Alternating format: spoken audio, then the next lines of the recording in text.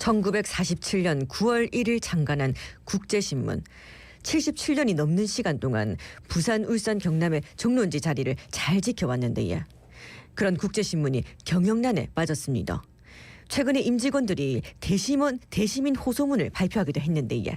이 호소문에는 어떤 내용이 담겨 있고 이 국제신문 임직원들이 바라는 점은 무엇인지 들어보겠습니다. 예, 하송이 전국 언론노조 국제신문 지부장 스튜디오에 함께합니다. 지부장님 어서 오십시오. 어서 오십시오. 안녕하십니까. 국제신문 하면 이제 부산 MBC하고도 좀 관련이 있는 게 1959년 저희 그 창사 이후에 3.15 부정선거 알릴 때 이제 국제신문도 그때 굉장히 혁혁한 공을 세웠거든요. 참 여러 역사적인 순간마다 함께했던 국제신문인데 이 창간한 이래로 좀 역사적인 순간도 많았고 어려운 순간도 많이 이겨냈습니다. 그죠? 좀 짚어주신다면 일단. 네, 맞습니다. 1947년 창간한 이후에 국제신문은 그 1980년 군부 독재 시절에 폐간되기도 했었는데요. 네네. 예, 9년 만에 복간을 해서 30년 동안 지금의 자리를 지켜왔습니다. 그동안 IMF 금융위기나 코로나 팬데믹 등을 거치면서 다른 지역 언론들과 마찬가지로 경영적인 측면에서 좀 어려움도 겪기는 했었는데요. 그래도 불경 지역 대표 언론으로서의 역할을 해왔다고 생각합니다. 네, 그리고 작년 12월 23일이었지에 국제신문 임직원 일동 명의로 국제신문 반드시 지키겠습니다. 이런 제목의 대시민 호소문을 발표를 하셨습니다. 당시 호소문 내용 좀 간략하게 소개를 해 주실까요? 네, 국제신문 임직원과 부산 지역 시민사회단체는 지난달 23일 부산 회생법원이 있는 부산 법원 종합청사 앞에서 기자회견을 열었고 이 자리에서 호소문을 발표했었습니다. 먼저 그동안 국제신문을 응원해 주신 독자와 시민 여러분들께 저희가 처한 어려운 현실들을 알렸고요. 그럼에도 불구하고 좋은 신문을 만들고 싶다는 국제신문의 바람, 살고 싶은 부울경을 만드는데 지역 언론으로서 최선을 다하겠다는 다짐을 담았었습니다. 그 과정에서 회사를 살리기 위해 기업회생 신청을 하게 된 점도 알렸습니다. 더불어서 지난해 10월부터 회사가 어려운 상황에 처했다는 것이 알려진 이후로 지역 시민사회 정계 재개 학계 등지에서 잇따라 성명을 내고 응원해 주신 것에 대해서 감사함을 전했습니다. 예. 그러니까 신문사가 이렇게 어려운데 임직원들이 전체가 나서서 살리겠다라고 의지를 밝히고 함께 살려주십시오, 지키겠습니다라고 얘기하는 게 굉장히 이례적인 일입니다. 네, 맞습니다. 예. 그런데 이게 현 대주주인 능인불교 선양원, 능인선원이 경영에 개입한 2006년 이후부터 생기기 시작한 일이라고요? 네, 맞습니다. 능인선원이 경영에 개입한 이후 국제신문은 끊임없이 내리막길을 걸었다고 보시면 될 것 같습니다. 네네. 특히 능인선원이 국제신문 구성원은 물론이고 지역사회에서도 반대를 했던 전 사장 임명을 강행을 했었는데 그 전 사장과 대주주가 벌인 사업 중 가장 큰 사업이라고 할 수 있는 국제 프린테크 건립 사업이 당초 계획과 다르게 제대로 된 수익 사업의 역할을 하지 못하면서 문제가 발생하기 시작했습니다. 쉽게 설명하자면 수익은 예상보다 적고 대신 비용이 크게 늘어나면서 결국 수백억 원의 부채가 발생을 하게 된 건데요. 이 부채를 국제 프린테크는 물론이고 국제신문까지 같이 떠안게 되면서 경영난의 수렁에 빠지게 된 것입니다. 좀 더 큰 문제는 경영 공백이라고 보고 있습니다. 네네. 그 프린테크를 건립했던 시점과 맞물려서 전 사장이 불법적인 행위로 실형을 선고받았었는데요. 네네. 이후에 대주주인 능인선원 이정석 원장 역시 회장직을 내려놓고 뒤로 숨었습니다. 이후 능인선원 측은 고령의 능인선원 신도를 대표이사로 앉혔고 권한도 제대로 주지 않은 사장을 짧게는 수개월에 한 번씩 교체를 했었습니다.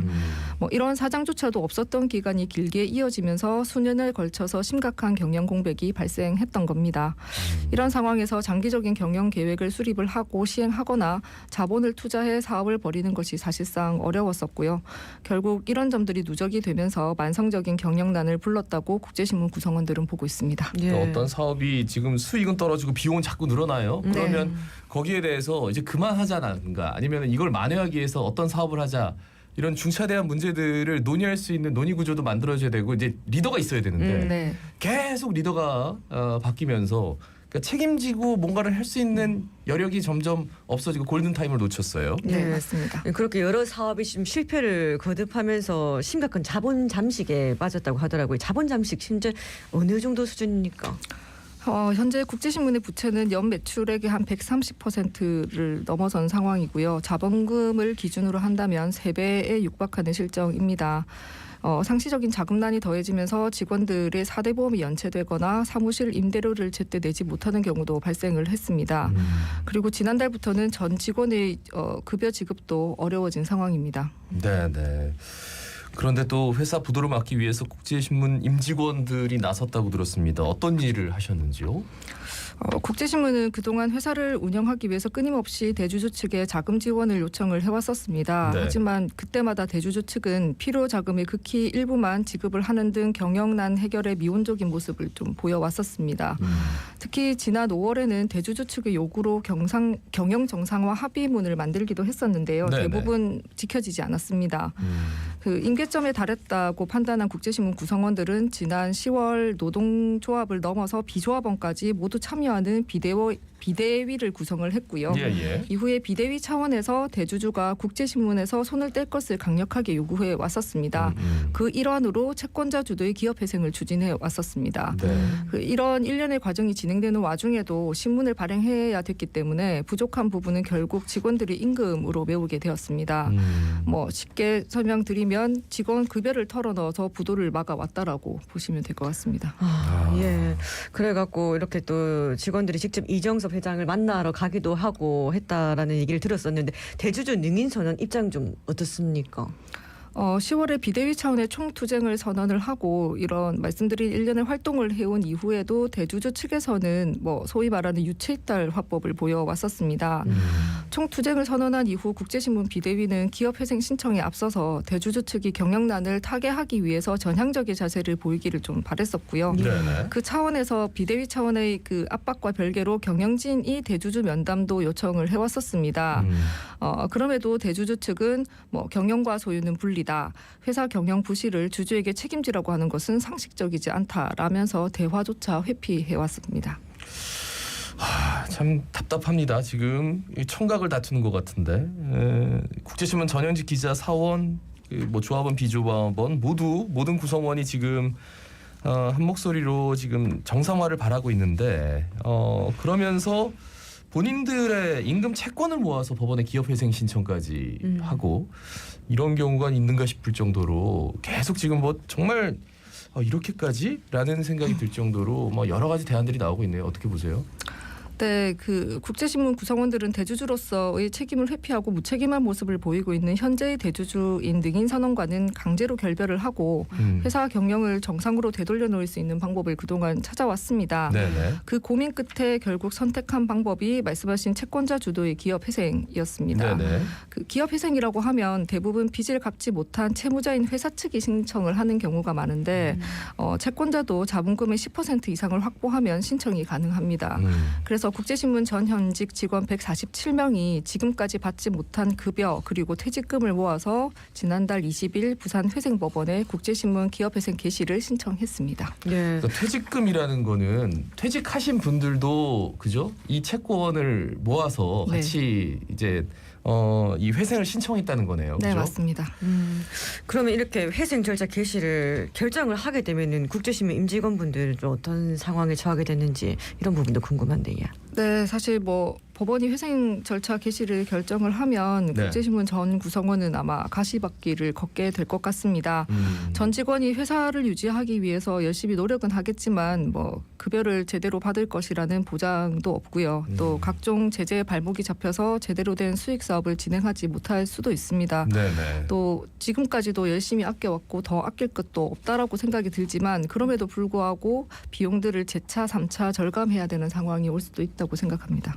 그러니까 회생 절차를 개시를 한다는 거는 국제신문이 다시 이제 이게 일단 돌아간다는 얘기인데, 그럼 돌리면서 이제 구성원들에게 임금을 지급한다거나 제대로 된 수익 사업을 한다거나 이런 것들은 분명히 제한이 많이 될 것 같은데.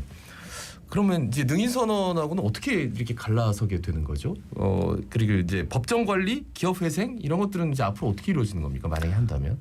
기업 회생 개시가 결정이 되고 나면 네. 법원에서 이제 국제신문이 실제로 이제 대상이 될지 안 될지에 대해서 판단을 하게 됩니다. 그래서 기업회생 인가가 되면은 이제 새로운 주주로 바뀌게 되는 주주가 겁니다. 바뀌는군요. 네. 그래서 저희가 앞서 말씀드렸듯이 스스로 이제 손을 떼지 않는다면 강제로 결별하는 방법을 저희가 선택할 수밖에 없다라고 말씀을 드렸고 그래서 고민을 한 것이 저희가 이제 채권자 주도의 기업회생이었던 겁니다. 그 이전에는 매각을 또 하려고도 했었는데 그게 잘 안 됐었던 거지. 맞습니다. 저희는 이제 내주주 측에서 매각을 하겠다는 의사가 있다는 걸 믿었었고요. 그래서 저희 국제신문 차원에서 여러 이제 매수 의향자들을 이제 주선을 만났어요. 하기도 했었습니다. 근데 뭐 지금까지 제대로 진행이 되지 않았기 때문에 사실상 매각 의사가 없다라고 저희는 판단을 했고 이후에도 좀 어떤 전향적인 모습을 좀 보여달라라고 계속 뭐 압박도 하고 요청도 했으나 별다른 움직임이 없었기 때문에 저희가 이제 부득이하게 기업회생을 신청하게 된 겁니다. 그 매각의 조건이라는 게 결국은 어떤 사업을 했을 때는 이제 부채가 지금 있는 거잖아요. 네. 국제신문 앞으로. 그러면은 그 부채도 다 떠안는 그런 조건으로 가는 겁니까? 어떻게 되는 거죠? 원래 정상적인 매각 절차로 이제 진행이 됐었다면 예. 부채도 떠안고 이제 매수를 하게 되는 거죠. 근데 이제 기업회생 절차가 진행이 되고 또 이제 인가 과정을 거쳐서 인가를 받게 되면 이 부분이 조정이 됩니다. 법원에서 조정을 그래서. 하게 됩니다. 그러니까 일찌감치 매각 의사를 밝혔으면은 어쨌든지 뭐 좀 기미라도 보여야 되는데 전혀 그냥 미동도 하지 않고 그냥 있었다는 거예요. 당시 금액을 좀 강하게 부른 그런 경향도 있지 않았습니까? 네, 저희가 볼 때는 시장가와 좀 동떨어진 가격을 이렇게 제시를 했던 점이 매각에 가장 부정적인 영향을 미쳤지 않을까라고 생각을 하고 있습니다. 야, 그럼 이제 진짜 가시밭길을 걸을 일이 남아 있습니다. 신문은 계속 발행이 돼야 되는데 발행이 되는 겁니까? 네, 당연합니다. 기업회생 신청 소식을 듣고 사실 뭐 회사가 문 닫는 것 아니냐라는 우려의 예. 목소리가 있는 것도 사실이었는데요. 그런데 방금 이때까지 설명드린 것처럼 기업회생은 살고자 해서 추진을 하는 것이지 저희가 죽기 위해서 하는 것이 아닙니다. 그래서 국제신문의 정체성은 신문 발행에 있고 또 우리 구성원들은 어떠한 어려움 속에서도 이 정체성을 끝까지 지켜갈 계획입니다. 예. 예, 언론 노조도 지금 국제신문 정상화를 위해서 응원을 하고 있다고 하더라고요. 예, 모든 시민들이 응원하고 있습니다, 예, 사실. 예. 네, 굉장히 감사하게 생각하고 있고요. 저희가 이제 호소문에도 그런 감사함을 많이 전했었습니다. 언론 노조 같은 경우에는 저희가 이제 호소문을 발표했던 지난달 23일 날 바로 이제 뜨겁게 연대하겠다는 내용의 성명을 발표를 했는데요. 특히 언론 노조는 국제신문의 위기를 그 국제신문만의 문제가 아니라 지역 언론의 파멸적 위기를 응축적으로 보여주는 사례라고 보고 있습니다. 예, 예. 그러니까 잘못된 나쁜 자본이 언론사를 인수를 한 뒤에 자신의 이익을 위해서 이를 도구화하고 비전문적인 경영으로 언론사와 구성원들에게 회복할 수 없는 피해를 입히는 일이 전국적으로 반복되고 있기 때문인데요. 네, 네. 그 언론 노조는 신문법 개정 등을 통해서 이를 보완할 수 있는 방법을 고민하고 있는 걸로 알고 있습니다. 예. 참 그 부산에 지역 언론을 담당하는 주체가 많지가 않아요. 네. 예, 뭐 부산일보, 국제신문 부산일보, 신문은 대표적인 격인데 한 축이 지금 마구마구 흔들리고 있습니다. 예, 우리 부산 시민들 입장에서는 우리의 목소리를 내줄 수 있는 중요한 주체가 지금 휘청휘청하고 있기 때문에 많이들 걱정하시고 또 응원의 메시지도 보내주시고 할 텐데 우리 부산 시민들께 마지막으로 한 말씀 전해주신다면 어떤 말씀 해주시겠습니까? 네, 저희가 호소문에서도 담았고요. 또 네. 기자회견 당시에 편집국장을 비롯한 저희 구성원들도 강조했던 부분들인데요. 국제신문 구성원들은 과거 70여 년 동안 그래왔던 것처럼 앞으로도 신문, 특히 좋은 신문을 만들고 싶습니다. 회생 기간 동안 힘들다고 뭐 함부로 기사를 쓰지 않을 거고요. 네, 또 네. 매일매일 신문을 발행할 계획입니다. 국제신문이 지역신문의 본연의 역할을 포기하지 않고 이어갈 수 있도록 부산 시민 여러분들의 애정 어린 관심 부탁드립니다. 예, 우리 지부장님 저희가 자주 좀 모셔야 될 것 같아요. 예, 뭐 물론 지금 굉장히 어려운 길을 선택하셨지만 많은 분들이 응원하고 있다라는 말씀 전해드리고 네, 새해 감사합니다. 다른 분들보다 더 복을 좀 많이 받으시라는 말씀도 좀 전해드리고 싶습니다. 말씀 잘 들었습니다. 네, 감사합니다. 네, 네. 지금까지 하송이 전국 언론노조 국제신문 지부장이었습니다. 네. 자, 끝으로 노래 한 곡 준비했는데 네, 오늘 마지막은 이제 노래로 마무리하겠습니다. 이적의 같이 걸을까 준비했어요. 예, 자갈차짐의 18,578회 김예지였습니다. 아나운서 김동현이었습니다. 오늘도 힘찬 하루 보내십시오. 고맙습니다. 고맙습니다.